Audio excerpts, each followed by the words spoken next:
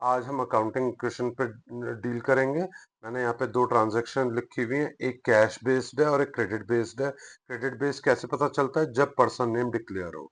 अब हम इसकी अकाउंटिंग इक्वेशन बनाएंगे। मैंने यहाँ पे ऑलरेडी लिख दिया asset equals to liability plus capital.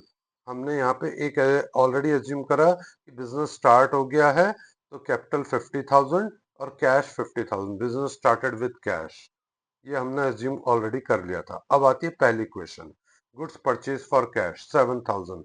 Goods का रिलेशनशिप हमेशा स्टॉक से होता है। जब भी गुड्स खरीदेंगे तो स्टॉक इंक्रीज हो जाएगा। हमने 7,000 रुपीज यहाँ बढ़ा दिए। गुड्स परचेज फॉर कैश, तो कैश इंक्रीज होगा डिक्रीज होगा?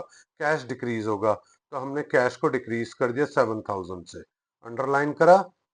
ए ई अकाउंटिंग क्वेश्चन 43,000 7,000 और ये 50,000 का 50,000 रहेगा क्योंकि इस पे कोई इम्पैक्ट नहीं पड़ा।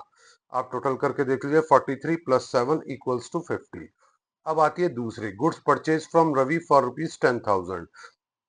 गुड्स परचेज करा तो डेफिनेटली मेरे स्टॉक पे इम्पैक्ट पड़ेगा। स्टॉक इंक्रीज हो जाएगा। 10,000 से हमने 10,000 से इंक्रीज कर दिया।